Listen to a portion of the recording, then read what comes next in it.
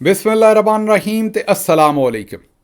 19 ਅਪ੍ਰੈਲ ਪਾਕਿਸਤਾਨ ਦੇ ਵਿੱਚ ਇਤਵਾਰ ਦੀ ਰਾਤ ਤੇ ਅੱਜ ਦੇ ਪੰਜਾਬੀ ਵੀਲੌਗ 'ਚ ਚੜ੍ਹਦੇ ਤੇ ਲਹਿੰਦੇ ਪੰਜਾਬ ਦੇ ਸੱਜਣਾ ਤੇ ਮਿੱਤਰਾਂ, ਭੈਣਾਂ ਤੇ ਭਰਾਵਾਂ, ਮਾਵਾਂ ਤੇ ਬਜ਼ੁਰਗਾਂ ਨੂੰ ਜੀ ਆਇਆਂ।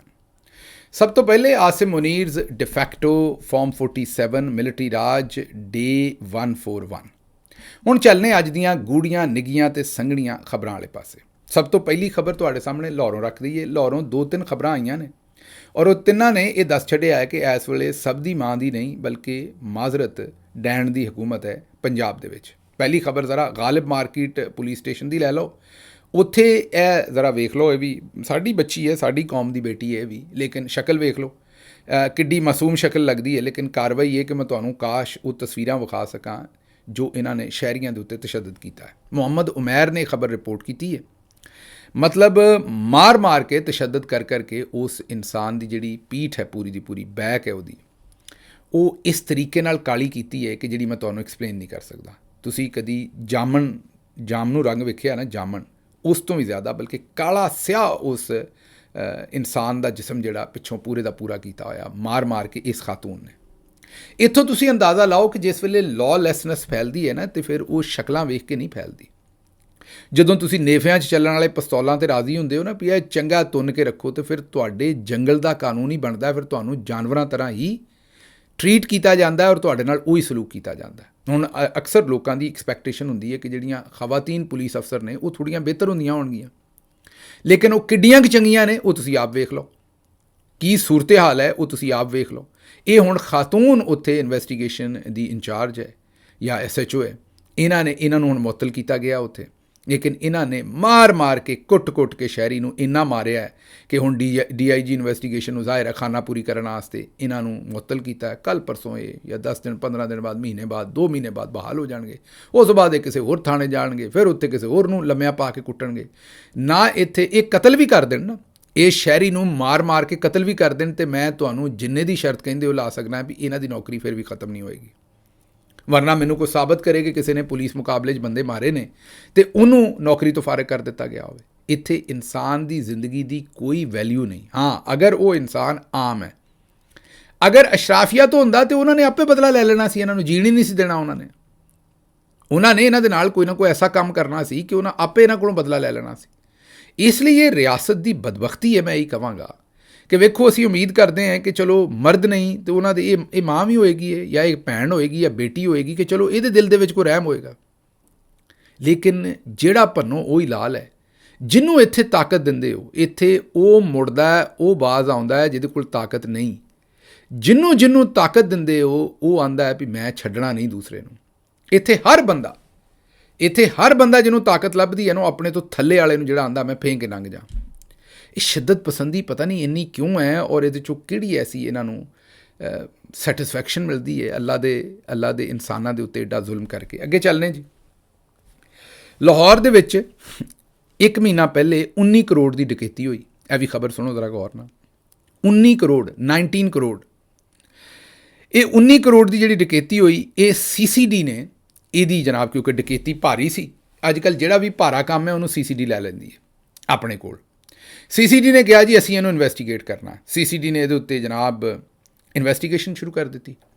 ਚੰਦ ਰੋਜ਼ ਬਾਅਦ ਜਿਹੜਾ ਉਹ ਗੈਂਗ ਦਾ ਸਰਗਨਾ ਸੀ ਜਿਹਨੇ 19 ਕਰੋੜ ਲੁੱਟਿਆ ਸੀ, ਉਹਨੂੰ ਜਾਲੀ ਪੁਲਿਸ ਮੁਕਾਬਲੇ ਦੇ ਵਿੱਚ ਪਾਰ ਕਰ ਦਿੱਤਾ, ਮਤਲਬ ਕਿ ਉਹਨੂੰ ਕਤਲ ਕਰ ਦਿੱਤਾ। ਉਸ ਬੰਦੇ ਨੂੰ ਜਾਲੀ ਪੁਲਿਸ ਮੁਕਾਬਲੇ ਦੇ ਵਿੱਚ ਕਤਲ ਕਰ ਦਿੱਤਾ ਜਿਹੜਾ ਡਕੈਤੀ ਦਾ ਸਰਗਨਾ ਸੀ। ਅੱਛਾ, ਠੀਕ ਹੈ। ਹੁਣ ਤੁਹਾਡੇ 'ਚੋਂ ਵੀ ਕਈਆਂ ਨੇ ਕਹਿਣਾ ਚੰਗਾ ਕੀਤਾ, ਡਕੈਤੀ ਕੀਤੀ ਸੀ ਉਹਨੂੰ ਮਾਰ ਛੱਡਿਆ। ਇੱਥੇ ਹੀ ਰੌਲਾ ਹੈ। ਜਦੋਂ ਤੁਸੀਂ ਕਾਨੂੰਨ ਤੋੜਨ ਦੀ ਇਜਾਜ਼ਤ ਕਿਸੇ ਨੂੰ ਵੀ ਦਿਓਗੇ ਨਾ, ਤੇ ਫਿਰ ਉਹ ਰੁਕੇਗਾ ਨਹੀਂ ਕੰਮ ਕਿਤੇ ਵੀ। ਕੱਲ੍ਹ ਨੂੰ ਤੁਹਾਡੇ ਨਾਲ ਵੀ ਇਹ ਹੀ ਹੋਏਗਾ। ਔਰ ਇਹ ਕੌਣ ਫੈਸਲਾ ਕਰੇਗਾ ਕਿ ਵਾਕਈ ਤੁਸੀਂ ਡਕੈਤ ਸੋ ਜਾਂ ਕੋਈ ਹੋਰ ਸੀ? ਹੁਣ ਸਾਨੂੰ ਕਿਵੇਂ ਪਤਾ ਵੀ ਜਿਹਨੂੰ ਮਾਰਿਆ ਉਹੀ ਡਕੈਤ ਸੀ ਜਾਂ ਅਸਲ ਡਕੈਤ ਕੋਲੋਂ ਪੈਸੇ ਲੈ ਕੇ ਤੇ ਉਹਨੂੰ ਛੱਡਿਆ ਤੇ ਕਿਸੇ ਹੋਰ ਨੂੰ ਫੜ ਕੇ ਮਾਰ ਦਿੱਤਾ? ਸਾਨੂੰ ਕਿੱਥੋਂ ਪਤਾ? ਕਿਸੇ ਨੂੰ ਸੜਕ ਦੇ ਥੱਲੇ ਜਿਹੜੇ ਵਿਚਾਰੇ ਨਸ਼ਈ ਜਾਂ ਕੋਈ ਹੋਰ ਬੰਦਾ ਸੁੱਤਾ ਹੁੰਦਾ ਉਹਨੂੰ ਚੁੱਕ ਕੇ ਮਾਰ ਦਿੱਤਾ ਹੈ। ਔਰ 19 ਕਰੋੜ ਵਾਲੇ ਦੇ ਕੋਲੋਂ ਆਖਿਆ ਹੋਵੇ ਵੀ 19 ਕਰੋੜ ਸਾਨੂੰ ਦੇ ਜਾਂ 15 ਸਾਨੂੰ ਦੇ ਜਾਂ 10 ਸਾਨੂੰ ਦੇ ਤੇ ਜਾ ਭੱਜਾ ਮੌਜਾਂ ਕਰ। ਹੁਣ ਉਹ ਜਿਹੜੇ ਘਰ ਵਾਲੇ ਨੇ ਉਹ ਕਹਿੰਦੇ ਨੇ ਵੀ ਸਾਡੀ 1 ਰੁਪਈਏ ਦੀ ਜਿਹੜੀ ਰਿਕਵਰੀ ਨਹੀਂ ਹੋਈ। ਸ਼ਹਿਰੀ ਜਿਹੜੇ ਨੇ ਉਹ ਕਹਿੰਦੇ ਨੇ ਵੀ ਅਗਰ ਤੁਸੀਂ ਬੰਦੇ ਫੜ ਲਏ ਸਨ, ਇਹ ਤਾਂ ਤੁਹਾਨੂੰ ਪਤਾ ਪੁਲਿਸ ਬੰਦੇ ਫੜਦੀ ਤਾਂ ਰਿਕਵਰੀ ਹੁੰਦੀ ਹੈ। ਰਿਕਵਰੀ 1 ਰੁਪਈਏ ਦੀ ਨਹੀਂ ਹੋਈ, ਬੰਦਾ ਤੁਸੀਂ ਮਾਰ ਦਿੱਤਾ, ਫਾਈਲ ਬੰਦ। ਇਹ CCD ਜਿਹੜੀ ਹੈ ਉਹ ਉੱਥੇ ਬੁਨਿਆਦੀ ਤੌਰ 'ਤੇ ਇਹਨਾਂ ਨੇ ਮਰੀਮ ਸਾਹਿਬਾ ਨੇ ਇੱਕ ਦਹਿਸ਼ਤ ਫੈਲਾਉਣ ਵਾਸਤੇ ਉਹਨਾਂ ਨੂੰ ਇਜਾਜ਼ਤ ਦਿੱਤੀ ਵੀ ਜਿਹਨੂੰ ਮਰਜ਼ੀ ਜਿੱਥੇ ਮਰਜ਼ੀ ਕਤਲ ਕਰ ਦਿਓ। ਉਹਨਾਂ ਨੂੰ ਮੇਰਾ ਖਿਆਲ ਕੋਈ ਕੋਟਾ ਦਿੱਤਾ ਹੈ ਵੀ ਹਰ ਮਹੀਨੇ ਇੰਨੇ ਬੰਦੇ ਜ਼ਰੂਰ ਮਾਰੋ ਤਾਂ ਕਿ ਆਵਾਮ ਡਰੀ ਰਵੇ ਕਿ ਇਹਨਾਂ ਦੇ ਖਿਲਾਫ ਆਵਾਜ਼ ਨਹੀਂ ਚੁੱਕਾਂਗੇ ਤੇ CCD को ਮਰਵਾ ਦੇਣਗੇ, ਨਹੀਂ ਤਾਂ ਫਲਾਣੇ को ਮਰਵਾ ਦੇਣਗੇ। ਇਹ ਤਾਂ ਮੇਰਾ ਖਿਆਲ ਇੱਕ ਪੂਰੇ ਸਾਇੰਟੀਫਿਕ ਤਰੀਕੇ ਨਾਲ, ਪਤਾ ਨਹੀਂ ਇਹਨਾਂ ਨੇ ਇਸਰਾਈਲ ਕੋਲ ਲਰਨ ਕੀਤਾ ਹੈ, ਕਿੱਥੋਂ ਕੀਤਾ ਹੈ। ਇਹ ਤਾਂ ਪੂਰਾ ਇੱਕ ਤਰੀਕਾ ਵਾਰਦਾਤ ਹੈ ਇਹਨਾਂ ਦਾ ਵੀ ਬੰਦਿਆਂ ਨੂੰ ਮਾਰੋ, ਇੰਨੇ ਕੁ ਬੰਦਿਆਂ ਨੂੰ ਮਾਰੋ ਵੀ ਸਾਰੇ ਡਰ ਕੇ ਸਾਡੇ ਕੋਲੋਂ ਆਵਾਜ਼ ਚੁੱਕਣ ਤੇ ਕੀ ਸੋਚਣ ਵੀ ਨਾ ਸਾਡੇ ਸਾਹਮਣੇ ਆਵਾਜ਼ ਚੁੱਕਣ ਦੀ, ਇੰਨੇ ਬੰਦੇ ਕਤਲ ਕਰ ਛੱਡੋ। ਇਹ ਦੂਸਰੀ ਖਬਰ ਸੀ। ਅਗਲੀ ਖਬਰ ਵਾਲੇ ਪਾਸੇ ਚੱਲਨੇ ਜੀ। ਇਹ ਹੁਣ ਇੱਕ ਹੋਰ ਖਬਰ ਹੈ ਜਿਹਦੀ ਤਸਵੀਰ ਮੈਂ ਤੁਹਾਨੂੰ ਨਹੀਂ ਵਿਖਾ ਸਕਦਾ ਮਾਜ਼ਰਤ ਨਾਲ, ਲੇਕਿਨ ਦਿਲ ਮੇਰਾ ਟੁੱਟ ਗਿਆ ਵੇਖ ਕੇ। ਛੋਟਾ ਬੱਚਾ ਹੈ, ਉਹਨੂੰ ਥਾਣੇ ਦੇ ਵਿੱਚ ਲਟਕਾਇਆ ਰੱਸੇ ਦੇ ਨਾਲ, ਉਹਦੇ ਹੱਥ ਪਿੱਛੇ ਬੰਨੇ ਨੇ ਤੇ ਉਹਦੇ ਹੱਥਾਂ 'ਚ ਤੇ ਗਰਦਨ ਦੇ ਪਿੱਛੇ ਡੰਡਾ ਦਿੱਤਾ ਹੋਇਆ ਹੈ। ਉਸ ਬੱਚੇ ਦਾ ਜਿਹੜਾ ਸਟਰਕਚਰ ਹੈ ਨਾ, ਉਹਦੇ ਜਿਹੜੇ ਪੱਠੇ ਛੱਠੇ ਨੇ, ਇਹਨਾਂ ਨੇ ਉਹਦੇ ਜਿਹੜੇ ਮਸਲਸ ਨੇ, ਇਹਨਾਂ ਨੇ ਉਹਨਾਂ ਨੂੰ ਰਪਚਰ ਕਰ ਦੇਣਾ, ਬ੍ਰੇਕ ਕਰ ਦੇਣਾ। ਉਹਨੇ ਪੂਰੀ ਜ਼ਿੰਦਗੀ ਕਦੀ ਪੈਰਾਂ 'ਤੇ ਨਹੀਂ ਆ ਸਕਣਾ। ਇਲਜ਼ਾਮ ਉਹਦੇ 'ਤੇ ਕੀ, ਉਹਦੀ ਭੈਣ ਕਿਸੇ ਦੇ ਘਰ ਕੰਮ ਕਰਦੀ ਸੀ, ਉਹਨਾਂ ਨੇ ਇਲਜ਼ਾਮ ਲਾਇਆ ਵੀ ਉਹਨੇ ਚੋਰੀ ਕਰ ਲਈ, ਹੋ ਸਕਦਾ ਕੀਤੀ ਵੀ ਹੋਵੇ ਬੱਚੀ ਨੇ। ਉਹ ਭੈਣ ਫੜੀ ਨਹੀਂ ਗਈ ਤੇ ਉਹਦੇ ਭਰਾ ਨੂੰ ਫੜ ਕੇ ਤੇ ਇਹ ਟੌਰਚਰ ਕਰ ਰਹੇ ਨੇ। ਹੁਣ ਇੱਥੇ ਕੀ ਕਰੇ ਬੰਦਾ। ਅੱਗੇ ਤੁਹਾਨੂੰ ਉਹ ਪਹਿਲੀ ਖਬਰ ਦਿੱਤੀ ਹੈ ਜਿਹੜਾ ਉਹ ਗਾਲਿਬ ਮਾਰਕੀਟ ਦੇ ਵਿੱਚ ਹੋਇਆ। ਇਹ ਜਿਹੜੀ ਤੁਹਾਨੂੰ ਸੂਰਤ ਹਾਲ ਦੱਸ ਰਹੇ ਹਾਂ, ਇਹ ਹੁਣ ਉਹ ਇੱਕ ਛੋਟਾ ਬੱਚਾ ਹੈ, ਨੌਜਵਾਨ ਹੈ, ਮਤਲਬ ਉਹਨੂੰ ਨੌਜਵਾਨ ਕਹਿਣਾ ਵੀ ਮੇਰਾ ਖਿਆਲ ਗਲਤ ਹੈ, ਕੋਈ 15-16 ਸਾਲ ਦਾ ਹੋਏਗਾ ਜਾਂ 17 ਸਾਲ ਦਾ ਮੇਰੇ ਖਿਆਲ ਦੇ ਵਿੱਚ। ਉਹ ਭਾਵੇਂ ਜੀ 20 ਸਾਲ ਦਾ, ਭਾਵੇਂ 22 ਦਾ, ਇਹ ਜਿਹੜਾ ਤੁਸੀਂ ਸਲੂਕ ਕਰ ਰਹੇ ਹੋ ਇਹ ਕਿਹੜਾ ਕਰ ਰਹੇ ਹੋ। ਮਤਲਬ ਦਰਿੰਦੇ ਨੇ, ਹੈਵਾਨੀਅਤ ਹੈ, ਲੇਕਿਨ ਕੋਈ ਪੁੱਛਣ ਵਾਲਾ ਨਹੀਂ। ਤਸਵੀਰਾਂ ਬਣ ਰਹੀਆਂ ਨੇ, ਵੀਡੀਓਜ਼ ਬਣ ਰਹੀਆਂ ਨੇ, CCD ਵਾਲੇ ਓਪਨ ਅਦਾਲਤਾਂ ਦੇ ਵਿੱਚੋਂ ਲੈ ਕੇ ਜਾਂਦੇ ਨੇ ਬੰਦੇ, ਪੁਲਿਸ ਮੁਕਾਬਲੇ ਕਰਕੇ ਉਹਨਾਂ ਨੂੰ ਮਾਰ ਦਿੰਦੇ ਨੇ। ਨਾ ਅਦਾਲਤ ਪੁੱਛਦੀ ਹੈ, ਨਾ ਕੋਈ ਹੋਰ ਪੁੱਛਦਾ। ਮਤਲਬ ਚੌਧਰੀ ਸਾਹਿਬ ਵੱਲੋਂ ਵੀ ਇਜਾਜ਼ਤ ਹੈ। ਪੂਰਾ ਕੰਮ ਜਿਹੜਾ ਪਾਕਿਸਤਾਨ ਦੇ ਵਿੱਚ ਇੱਕ ਲਾਅਲੈਸਨੈਸ ਜਿਹੜੀ ਹੈ ਉਹ ਗਰਮ ਕਰ ਛੱਡੀ ਹੈ। ਅੱਲਾ ਹੀ ਹੈ ਇਹਨਾਂ ਨੂੰ ਕੋਈ ਹਦਾਇਤ ਦੇ ਔਰ ਇਹਨਾਂ ਨੂੰ ਪੁੱਛੇ ਕਿ ਕੀ ਕਰਨ ਡਏ ਨੇ। ਅੱਗੇ ਚੱਲਨੇ ਜੀ। ਪੈਰਾ ਫੋਰਸ ਦੇ ਜਿਹੜੇ ਅਹਿਲਕਾਰ ਨੇ ਉਹ ਬਗੈਰ ਇਜਾਜ਼ਤ ਕਿਸੇ ਦੇ ਘਰ ਗਏ ਨੇ।